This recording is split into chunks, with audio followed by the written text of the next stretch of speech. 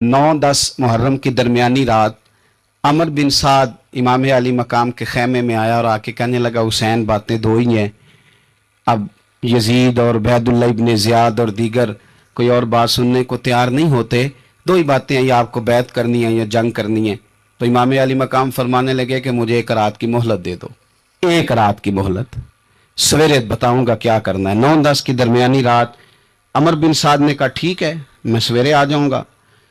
तो अमर बिन साद खैमे से बाहर निकला तो हजरत अब्बास बिन अली, हजरत अब्बास रदी अल्लाह ताला अन्हु हाजिर बारगाह हुए तो इमाम अली मकाम से अर्ज करने लगे, भाईजान मुझे पता है सवेरे आपने क्या फैसला करना है और आपको भी पता है सवेरे क्या फैसला करना है। तो ये बदबातन किस्म के लोग हैं, ये सोचेंगे पता नहीं हुसैन कमजोर पड़ गया। तो अभी बताना था कि हमने बैत नहीं करनी, आपने रात मोहलत क्यों मांगी? ये पता नहीं रात क्या क्या बदगुमानियां सोचेंगे। फैसला तो सवेरे भी वही होना है और अब भी वही होना है कि हम यजीद की बैत करने को तैयार नहीं है, तो आप ये भी बात कर देते। तो इमाम हुसैन फरमाने लगे, अब्बास तेरा क्या ख्याल है, मैंने सोचने के लिए टाइम लिया है, तेरा क्या ख्याल है कि मैंने कोई नए राह तलाश करनी है, कोई मुझे और किसी फौज के पहुंच जाने की उम्मीद है? कहा नहीं, मुझे कुछ भी नहीं करना, ना कुछ सोचना है, फैसला भी वही है जिसका तुझे पता है। लेकिन भाई ये आखिरी रात बची है, कल हुसैन दुनिया से जाएगा, आखिरी रात बची है, दिल करता है कि आज की रात ना मैं रज रज के अपने रब को सजदे करूं, मैं जी भर के उसकी इबादत करूं, ये पेशानी उसके हुजूर नाज झुके। और यार हुसैन इब्ने अली तो एक रात बाकायदा बचाएं कि मैंने अल्लाह के हुजूर हाजिरी देनी है और तू सारी रातें ज़ाया कर देता है। वतन छोड़ना है हुसैन को। इमाम अली मकाम ने कहा कि हिजरत की थी ना, हुजूर ने भी वतन छोड़ा था। दूर खड़े हैं नाना तेरे करम के खजीने की खैर हो, मैं जा रहा हूं तेरे मदीने की खैर हो। फिर हुसैन इब्ने अली वहां से निकले, बच्चे साथ, डटना पड़ा, भूख प्यास, बच्चों का साथ, फिर बच्चों की शहादतें, ये सारी चीजें इंसान को कमजोर कर देती हैं ना। लेकिन जिसकी शान बड़ी होती है उसकी आजमाइश भी बड़ी होती है। छोटी छोटी बातों से घबरा जाने वाली उम्मत, जरा जरा सी बात पर परेशान हो जाने वाले लोग, लड़खड़ाते कदम, उलझे ख्यालात, बेचैनियां, बेकरारियां, बहते आंसू और हर वक्त मजलूमियत का इजहार करती कौम अगर अपने कदमों पे खड़ा होना चाहती है, उम्मत अगर फिर से उम्मत साजी चाहती है, उम्मत अगर खड़े होके और अल्लाह की अता पर राजी रहकर अपनी जिंदगी गुजारना चाहती है, एक ही फार्मूला है, इस कौम को इमाम हुसैन की सीरत से आगाह कर दो। इस उम्मत को नबी पाक के शानों वाले नवासे की अजमतें बता दो। ये जो लोग सहमे सहमे, डरे डरे से, परेशान से, कमजोर से, गरीबी की बात करते, देहाती होने की बात करते, सहमी सहमी बातें करते, इन्हें कहो डरो ना। वो देखो परदेश में हुसैन इब्ने अली थोड़ी देर पहले हजरत अली अकबर की लाश मुबारक उठा के लाए हैं और ला करके खैमे में रखी है, लेकिन उन्हें पता है कल भी तो जाना है ना, उन्हें पता है ना कितने कुछ साल जीना है, बिल आखिर जाना तो है ना। जिस धज से कोई मक्तल में गया वो शान सलामत रहती है, इस जान की कोई बात नहीं, ये जान तो आनी जानी है, मौत बिस्तर पे भी आ जाया करती है, लेकिन जो मैदानों में डट के रहते हैं उनको तारीख जरा जिंदा रखा करती है। कमजोर जिंदगी ना गुजारो, डरी हुई जिंदगी ना गुजारो, और ये कभी ना कहो हाय हुसैन। हम हाय हुसैन वाले नहीं, हम वाह हुसैन वाले हैं। हमारे बुजुर्गों ने हमें यह सबक दिया है, हमने कहना वाह हुसैन। क्या कमाल कर दी इमाम अली मकाम ने, वाह हुसैन आपकी अजमत पे कुर्बान। इतने सारे दुखों के बावजूद जब शानों वाले नाना का शानों वाला पोता, अजमतों वाली मां का अजमतों वाला बेटा, जुर्रतमंद बाप का बेटा मैदान में निकलने लगा है, तो डरा डरा, सहमा सहमा, रो के, दिलासे दे के, आंसू पूंछ के नहीं, बल्कि इमाम हुसैन ने डट के खड़े होके वो इमामा सर पे बांधा जो मोहम्मद अरबी ने अता फरमाया था, वो जुब्बा पहना जो नाना ने दिया था, वो तलवार पकड़ी जो शेर खुदा मौला अली पकड़ते थे, और हुसैन मैयतों के बावजूद मैदान में आए फरमाया सामने खड़े हो जाओ, तुम्हें खुतबा देना है, इसलिए कि मोहम्मद अरबी का तरीका है, जुमे वाले दिन खुतबा दिया जाता है। पूरे वसूख से इत्माम हुज्जत किया। और हुसैन इब्ने अली ऐसे तो नहीं थे कि डरे बड़ा थे तो उनसे तलवार नहीं चली, उन्होंने तलवार चलाई। जो एक एक दो दो करके आते रहे वो कटते रहे, वो कटते रहे। फिर आवाज एक गूंजी पीछे से, वो अकेले अकेले क्यों जाते हो? तुम्हें पता है अली का बेटा है। अली का घर तो वो घर है कि जिस घर का हर एक बच्चा जिसे देखो वही शेरे खुदा।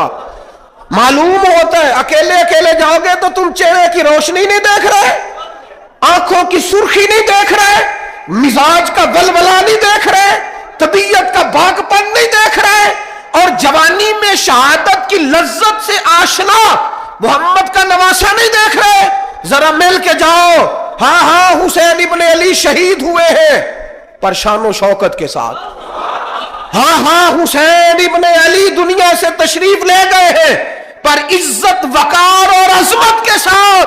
हाँ, हुसैन इब्ने अली का सर कटा है, मुखालिफ ने तो अपनी तरफ से नेज़े की नोक पे चढ़ाया था, पर हुसैन का सर बोल बोल के कह रहा था देख लो मैं कट भी गया हूं फिर भी सबसे ऊंचा हूं, वो देखो मैं सबसे ऊंचा हूं, सबसे ऊंचा हूं मैं। ऐ हुसैन इब्ने अली, नाज़िशे आले नबी तुम पर सलाम।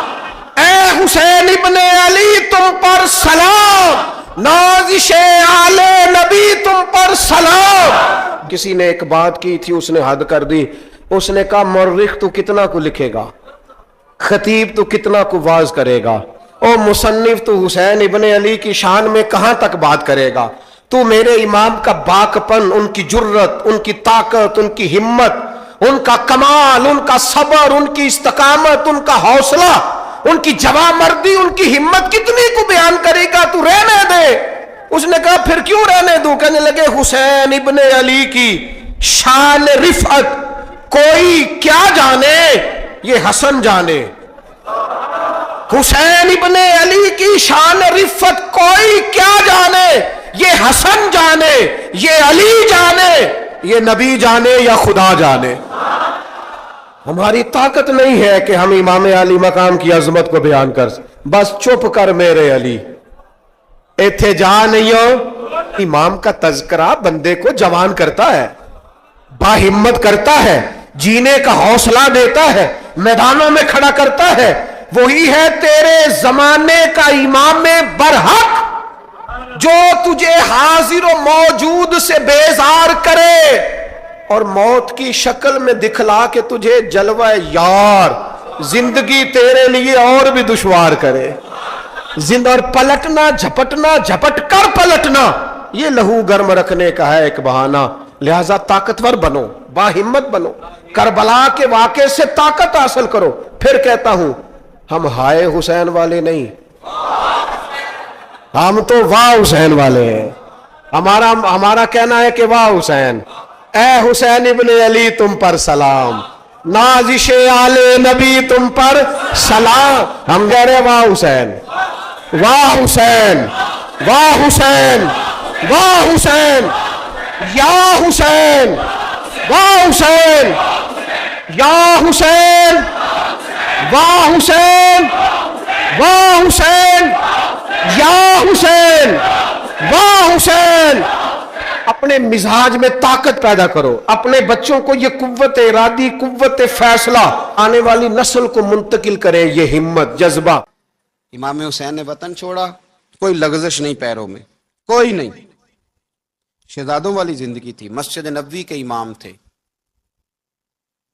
नबी करीम अलैहिस्सलाम के रोज़ा अतहर पर तशरीफ रखते थे, जमाना हया करता था, शान शौकत थी, पर हक के लिए छोड़ा, निकल कर खानकाहों से अदा कर रस्म शब्बीरी। और फिर बड़ा मुश्किल होता है, इस शख्स के साथ बच्चे और औरतें हों, वो तो ये कह के लड़ाई से जान छुड़ाता है कि मेरे साथ फैमिली है, ना होती तो तुझे बताता। पर इमाम हुसैन को औलाद भी कमज़ोर नहीं कर सकी, औरतों का साथ होना कमज़ोर नहीं कर सका। फिर इमाम अली मक भूख कितना मुश्किल काम है, آج لوگ کہہ نہیں دیتے کہ میں تو اس لیے گناہ کرتا ہوں کہ رشوت اس لیے لے لیتا ہوں کہ بچے چھوٹے ہیں. 10 دنوں کی کم و بیش سفر، 3 دنوں کی بھوک اور پیاس، پر حق کے رستے میں امام حسین کو کوئی چیز کمزور نہیں کر سکی. اور پھر وہ جتنی باتیں لوگ کہہ سکتے تھے وہ ساری کہیں گئیں، ساری. اور آ کے عرض کرنے لگا حضور یہ کوئی معمولی دشمن نہیں، یہ وہ ظالم ہیں جو لاشوں پہ بھی گھوڑے دوڑا دیتے ہیں. تو امام علی مقام فرمانے لگے جو شہادت کا جذبہ لے کے نکلے وہ پھر انجام نہیں دیکھا کرتا. وہ انجام، وہ جتنی چیزیں جو استقامت کے رستے میں آ سکتی ہیں وہ ساری چیزیں رستے میں آئیں، پر امام علی مقام نے کسی چیز کی پرواہ نہیں کی. آج کا مسئلہ یہ ہے کہ آج لوگوں میں استقامت نہیں ہے. رات کو کچھ ہوتے ہیں، سویرے کچھ ہوتے ہیں، دوپہر کو کچھ ہوتے ہیں، شام کو کچھ ہوتے ہیں. ہمارا کل انداز تکلم کچھ اور ہوتا ہے، صبح کچھ اور ہوتا ہے. امام علی مقام میدان میں رہے. ایک میت گھر میں ہو جائے تو کئی دنوں تک آنکھ کھلتی نہیں، ہوش رہتا نہیں. سب سے زیادہ مصائب امام حسین نے دیکھے، سب سے زیادہ. اور گھوڑے پر بیٹھنے سے پہلے پہلے ساری تکلیفیں آپ دیکھ چکے تھے. باپ کا جنازہ اٹھانا آسان ہوتا ہے، بیٹے کا جنازہ اٹھانا بڑا مشکل ہوتا ہے. پر امام حسین نے بیٹوں کے جنازے اٹھائے. حضرت علی اصغر کی لاش کو امام حسین نے اپنے دست مبارک سے دفن کیا. اور جناب علی اکبر کی میت کو جب آپ اٹھا کے لا رہے تھے تو سیدہ زینب فرماتی ہیں کہ مجھے یوں کبھی لگتا تھا حسین کا قد بڑا ہے اور کبھی لگتا تھا علی اکبر کا قد بڑا ہے. اور فرماتی ہیں کہ پھر حضرت قاسم بن حسن کو بھی وہ اٹھا کے لائے اور جناب عباس کے وجود سے الگ ہونے والے بازو انہوں نے لا کے حضرت عباس کے وجود کے ساتھ بھی رکھے. انہوں نے یہ سارا منظر دیکھا. لیکن جب حسین ابن علی اپنی دفعہ گھوڑے پہ سوار ہوئے تو لگتا یہ تھا کہ ان سے زیادہ بہادر کوئی نہیں. ایک جملہ بھی یزیدی فوج کے سامنے امام حسین نے کمزور نہیں کہا، ایک جملہ بھی، ایک فکرہ بھی کچا نہیں بولا، کہیں بھی کوئی منت نہیں کی، کسی جگہ بھی ان کے پائے استقلال میں کوئی لغزش نہیں آئی. جب لوگوں کو پتہ چل جائے کہ اب سامنے موت ہی موت ہے، سوائے اس کے چارہ کچھ بھی نہیں، تو بہت سا جو رخصت اور اجازت تو دین بھی دیتا ہے، پر امام حسین کسی جگہ کسی رخصت پر عمل کرتے نظر نہیں آتے. ڈٹ کے بات کی، ڈٹ کے. اور پھر جب میدان میں نکلے، اللہ اکبر. تو ابن سعد کہنے لگا کہ اگر 2 کر کے ایک کر کے جاؤ گے تو یہ 45,000 کا لشکر سارا حسین کاٹ ڈالے گا. یک بارگی حملہ کرو گے تو بات. اتنی استقامت، اتنا. آج تو لوگ ڈپریشن کے مریض ہیں، آج تو لوگ ٹینشن کے مریض ہیں. ہر دوسری بات میں لوگ کہتے ہیں وہ بڑا، پر کس بات سے؟ مطلب کیا آپ نے زندگی میں صرف جاب نہیں مل رہی، صرف بیماری آ گئی، صرف خرچہ نہیں گھر میں بڑا کس بات کا ڈپریشن؟ امام حسین کی زندگی بتلاتی ہے کہ وہ لوگ بھی کوئی دنیا میں کمال حاصل کر سکتے ہیں جو چھوٹی چھوٹی بات پہ روتے ہیں. مال بھی ہے، جوانی بھی ہے، گھر بھی ہے، مکان بھی ہے، بچے بھی ہیں، عزت بھی ہے، صرف پیسے نہیں. اور انسان ہے کہ آنکھیں نہیں کھل رہی، وہ سمجھتا ہے میں کسی کام کا ہی، فقط پیسے نہیں بس. او خدا کے بندو، امام علی مقام نے فرمایا سارا کچھ لٹا کے بھی جو میدان میں کھڑا رہے اسے حسین ابن علی کہا جاتا ہے، اسے حسین ابن علی کہا جاتا ہے. حسین ابن علی کی شان رفت کوئی کیا جانے، حسن جانے، علی جانے، نبی جانے، خدا جانے، کون جانے امام علی مقام کا معیار. تو امام حسین رضی اللہ تعالیٰ عنہ کی زندگی ہمیں بتاتی ہے کہ ذوق والی عبادت کرو. امام حسین کی زندگی ہمیں بتاتی ہے کہ جب تم سخاوت کرو تو پھر اپنی حیثیت سے بڑھ کر کرو. اور امام حسین کی زندگی ہمیں بتاتی ہے کہ دل میں کسی کے لیے کوئی بات نہ رکھو، صلح کرنے میں پہل کرو، محبتیں کرنے میں آگے بڑھو. اور امام حسین کی زندگی ہمیں بتلاتی ہے کہ جب دنیا میں تم نے کچھ کرنا ہے تو پھر ڈٹنا بھی سیکھو، پھر کھڑے ہونا بھی سیکھو. یہ نہ دیکھو کہ حالات. امام حسین نے ایک دن بھی حکومت نہیں کی، یزید نے 4.5 سال کی، لیکن قیامت تک دلوں پہ حکومت امام حسین کی رہے گی، امام حسین کی رہے گی، اس لیے کہ ان میں استقامت تھی. امام حسین کے ساتھ اس وقت 72 لوگ تھے، لیکن آج کائنات کا ذرہ ذرہ امام حسین کے ساتھ ہے. میں اکثر گزارش کرتا ہوں دوستوں سے، میں کہتا ہوں کربلا کا واقعہ کوئی حادثاتی نہیں ہے، اس کے پیچھے پوری ایک لاجک ہے، اس کے پیچھے پورا ایک فلسفہ ہے. ایسے ہی کوئی آدمی 3 دن بھوکا پیاسا رہ سکتا ہے؟ کسی آدمی کو صبح اس نے کھانا کھایا اور شام تک کھانا نہ ملے تو ٹانگیں کانپتی ہیں۔ رمضان المبارک میں عبادت کی نیت سے روزہ رکھنے والے بھی شام کو بڑے پریشان ہو جاتے، اور مسلسل 3 دن کھانا نہ کھایا جائے اور پانی نہ پیا جائے، اور حال یہ ہے کہ وہی آدمی تلوار لے کے میدان میں نکلے اور اس کی حالت یہ ہو کہ لوگ اس کے آگے دوڑنا شروع کر دیں، ہزاروں کی فوجیں تاب نہ لا سکیں۔ علی کا گھر بھی وہ گھر ہے کہ جس گھر کا ہر ایک بچہ جسے دیکھو وہی شیر خدا معلوم ہوتا ہے۔ یہ کوئی آسان ہے؟ اس کے پیچھے پوری ایک اس کے پیچھے فلسفہ ہے۔ امام راضی کی تفسیر کبیر دیکھیے گا، امام راضی کہتے ہیں کہ سیدہ فاطمہ الزہرا رضی اللہ تعالی عنہ کے دونوں شہزادے حسنین کریمین بیمار ہو گئے تو سیدہ نے منت مانگی کہ بچوں کو شفا ہوگی تو 3 روزے رکھوں گی۔ شفا ہو گئی، روزے بھی رکھ لیے، اور جب مولا علی شیر خدا روزہ رکھنے کے لیے بیدار ہوئے، سیدہ فاطمہ الزہرا بیدار ہوئی تو امام حسن اور حسین بھی اٹھ گئے، 7-8 سال کی عمر، اماں جی ہم نے بھی رکھنا ہے۔ صبح کھجور اور دودھ سے روزہ رکھ لیا گیا۔ این افطاری کے وقت مولا علی کہتے ہیں فاقے چل رہے تھے، کہیں سے میں جوں لایا تھوڑے سے، سیدہ فاطمہ الزہرا نے پیس کر روٹیاں پکائیں۔ وہ وقت جو بڑا مشکل ہوتا ہے افطار کا، کہتے ہیں اس وقت جب کھانے کے لیے بالکل ہاتھ آگے بڑھنے لگے اور امید تھی کہ ابھی سیدنا بلال اللہ اکبر کہیں گے تو روزہ کھلے گا، لیکن ابھی چند ہی منٹ رہتے تھے کہ دروازے پر ایک فقیر نے صدا دی، کہنے لگا سارے مدینے کے دروازے کھٹکھٹا آیا ہوں، قحط ہے، فاقہ ہے، اے رسول اللہ کے خاندان والو، میں یتیم ہوں، کسی نے بتایا ہے کہ اور کوئی دروازہ کھلے نہ کھلے سیدہ کا دروازہ تیرے لیے ضرور کھلے گا، کیا یتیم کو روٹی ملے گی؟ تو حضرت مولا علی نے بچوں کی طرف دیکھا ہی تھا کہ امام حسن ساری روٹیاں جا کے دروازے پہ دے آئے، کھجور اور پانی سے افطار ہو گیا۔ صبح پھر کھجور اور دودھ سے روزہ رکھا۔ امام راضی کہتے ہیں این وہ وقت جب افطار کا ٹائم آیا تو پھر دروازے پہ کسی نے صدا دی، کہا رسول اللہ کے خاندان والوں میں مسکین ہوں، رات سے روٹی کھائی ہے، نہ صبح کھا سکا نہ دوپہر، کسی نے بتایا ہے کہ اس دروازے سے خالی کوئی نہیں جاتا۔ امام حسن نے پھر سارا لنگر اٹھایا اور پھر جا کے دے دیا۔ تیسرا دن پھر ہوا، مجھے لگتا ہے کہ جب افطار کا ٹائم آیا ہوگا نا تو یہ خود ہی سارے دروازے پہ دیکھتے ہوں گے، یہ کوئی آیا نہیں لینے والا ابھی تک، لگتا ہے کہ نظریں دروازے پہ تھیں۔ این افطار کے وقت 3 روٹیاں جب جوں کی پک کے آئی، ایک بھکاری نے صدا دی، کہنے لگا میں قیدی ہوں، آج ہی قید سے رہائی ملی ہے، پہلے دن کسی کے دروازے پہ صدا ملی ہے، دی ہے روٹی ملے گی۔ امام حسن وہ کھانا دے کے واپس لوٹے، کھجور اور پانی سے افطار ہوا، اور جیسے ہی مسجد نبوی میں تینوں باپ بیٹا نماز پڑھنے گئے تو مولا علی کہتے مجھے بتانا نہیں پڑا، رسول کریم نے میری طرف دیکھ کے فرمایا علی تیرا، فاطمہ کا، حسن اور حسین کا 3 دن والا عمل خدا کو بھی بڑا پسند آیا ہے اور محمد مصطفیٰ کو بھی بڑا پسند آیا، بڑا پسندیدہ عمل۔ میں کہتا ہوں کہ حضرت فاطمہ نے نا ان کی تربیت پہلے ہی کر دی تھی، 3 دن بغیر افطار کے روزہ رکھنے کی، وہ ٹریننگ گھر سے ہو چکی تھی۔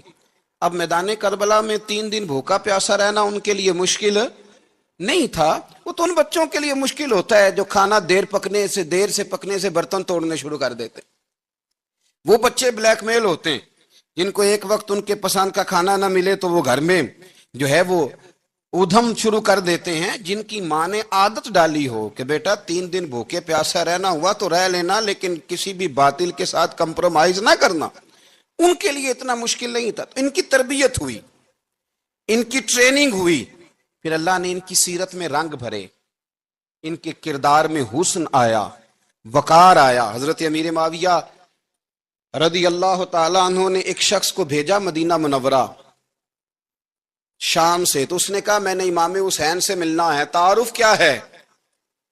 جناب امیر معاویہ فرمانے لگے مسجد نبوی میں جانا جس کے گرد لوگ سب سے زیادہ ادب سے بیٹھے ہوں اور جس کی باتیں سب سے زیادہ میٹھی ہوں اور جس کی نظریں سب سے زیادہ جھکی ہوں اور جس کے چہرے پر تمہیں سب سے زیادہ وقار نظر آئے وہی علی کے بیٹے حسین ہوں گے۔ جو سب سے زیادہ تمہیں وہاں ماحول کے اندر جو شخص نظر آئے، پوچھنے کی ضرورت نہیں پڑے گی، وہ شخص کہتا ہے میں مدینے آیا تو میں نے واقعی ایک شخص کو دیکھا، شہد کے گرد مکھیوں کا اتنا ہجوم نہیں ہوتا جتنا امام حسین کے گرد رسول اللہ کے غلاموں کا ہجوم تھا، لیکن نظریں جھکی ہوئی، باتیں میٹھی، لہجہ گداز گداز، لفظوں میں رانائی، اور لوگ کئی باتیں پوچھتے تو علی کے صاحبزادے ایک آدھ جملہ بولتے تو لگتا یہ کہ وہ جملہ سیدھا دل میں اترتا چلا جاتا ہے۔ امام علی مقام کے کردار میں نا کچھ باتیں بڑی زیادہ تھیں، بہت زیادہ تھیں، بڑا حسن تھا۔ ایک بات تو یہ تھی، امام حسین رضی اللہ تعالیٰ عنہ کا علم و فضل بڑا کمال کا تھا۔ امام حسین کے علم سے، فضل سے لوگ فیض اٹھاتے تھے۔ پھر اس کے ساتھ ساتھ امام حسین کا ذوق عبادت بڑا شاندار تھا، بڑا زبردست ذوق۔ علامہ جوزی نے لکھا ہے وکان الحسین رضی اللہ تعالی عنہ فاضلا کثیر الصوم والصلاۃ والحج والصدقۃ وافعال الخیر جمیعا۔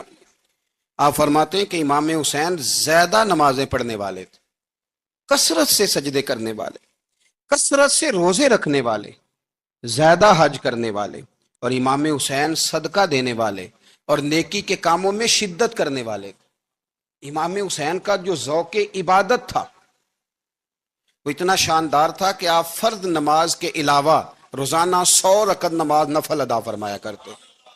اور امام حسین فرماتے زندگی میں کبھی ایسا نہیں ہوا کہ 3 دن گزر گئے ہیں اور حسین کا قرآن پاک ختم نہ ہوا۔ 25 حج کیے امام حسین نے مدینہ منورہ سے مکہ مکرمہ پیدل جا کے، 25 حج۔ اب تو نسبت والے لوگوں کو عبادت کی ضرورت ہی نہیں نا، الا ماشاءاللہ، کہتے ہیں نسبت بڑی ہے۔ بھئی جن کی نسبت اتنی خاص تھی کہ حضور نے فرمایا یہ فاطمہ کے نہیں میرے بیٹے ہیں، ان کا تو حال یہ ہے کہ فرض کے علاوہ 100 نفل، 3 دن سے پہلے ختم قرآن پاک، 25 حج فرمائے، تو وہ کس نسبت کی بات کرتا ہے؟ یہ نسبتیں تو ہیں جو انسان کو عبادت کے قریب کرتی ہیں۔ لوگوں نے معیار ہی بدل دیا ہے۔ حضرت سیدنا امام حسین کی شہادت کے بعد حضرت عبداللہ ابن زبیر رضی اللہ تعالیٰ عنہ نے قاتلان حسین سے خطاب کیا اور فرمانے لگے اللہ کی قسم تم نے اس شخص کو شہید کیا ہے جو راتوں کو لمبے لمبے قیام کرتا تھا، اور تم نے اس شخص کو شہید کیا ہے جس سے میں دن میں جب بھی ملتا تھا تو وہ روزے سے ہوتا تھا۔ تم نے اس شخص کو شہید کیا جو قائم اللیل تھا، صائم الدہر تھا، اس شخص کو تم نے شہید کیا۔ آپ کو پتہ ہے کہ میدان کربلا میں جب 9 محرم کو ابن سعد نے امام حسین سے کہا کہ جنگ کرو اگر یزید کی بیعت نہیں کرنی، تو امام حسین نے فرمایا ایک رات کی مہلت دے دو، ایک رات کی مہلت دے دو۔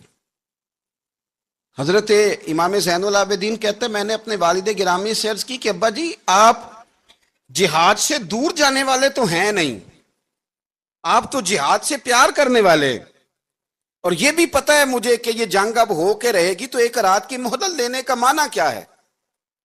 بھئی کل بھی لڑنا ہے اور رات بھی لڑنا ہے، تو ابا جی ایک رات کی مہلت۔ تو سیدنا امام حسین رضی اللہ تعالیٰ عنہ فرمانے لگے بیٹا رات کی مہلت اس لیے لی ہے کہ میں آج رات کھل کے اپنے رب کی عبادت کر لوں، میں استغفار کر لوں، میں لمبے سجدے کروں۔ اور کہا زین العابدین تو جانتا ہے نا کہ مجھے نماز سے، تلاوت سے، دعا سے اور استغفار سے بڑا پیار ہے۔ نماز سے مجھے پیار ہے، دعا سے مجھے پیار ہے، استغفار سے مجھے پیار ہے۔ فرمایا بیٹا میں نے اس لیے نہیں کہ میں چاہتا ہوں ایک رات اور دنیا میں رہوں۔ تو امام زین العابدین فرماتے ہیں امام علی مقام نے سجدے پہلے بھی بڑے کیے، پر 9-10 کی درمیانی رات جو ان کے سجدے تھے وہ میں نے کبھی نہیں دیکھے۔ فرماتے ہیں تیمم کے ساتھ وہ رات کی جو عبادتوں کا رنگ تھا وہ میں نے کبھی نہیں دیکھا۔ امام علی مقام کا عبادت کا ذوق تھا، شوق تھا، لذت تھی۔ آپ یقین کریں ایسے ایسے عجیب بہانے ہم لوگوں کہتے ہیں میرا نماز میں دل نہیں لگتا، تو میں کہتا ہوں تیرا گپ شپ میں کس طرح لگتا ہے، تیرا موبائل پہ کیسے لگتا ہے بھائی؟ یہ تو بھائی ذوق کی بات ہے۔ امام حسین کہتے ہیں مجھے قرآن پاک سے پیار ہے، مجھے تلاوت سے پیار ہے، مجھے دعا سے پیار ہے، مجھے استغفار سے پیار۔ بھائی جس کو جس چیز سے پیار ہوگا دل لگ جائے گا۔ ہم نے کبھی پیار کیا ہی نہیں اس سے، جن چیزوں سے پیار ہے وہاں دل لگ جاتا ہے۔ یہ ایک بہانہ ہے، ورنہ کثرت سے عبادت کرنا، ذوق پیدا کرنا، یہ تو اہل اللہ کا طریقہ ہے۔ والذین یبیتون لربہم سجدا وقیاما، رب کے بندوں کی علامت یہ ہے کہ وہ راتیں سجدے اور قیام میں گزار دیتے ہیں. تو امام حسین کی سیرت کا کمال ہے کہ ذوق عبادت رکھتے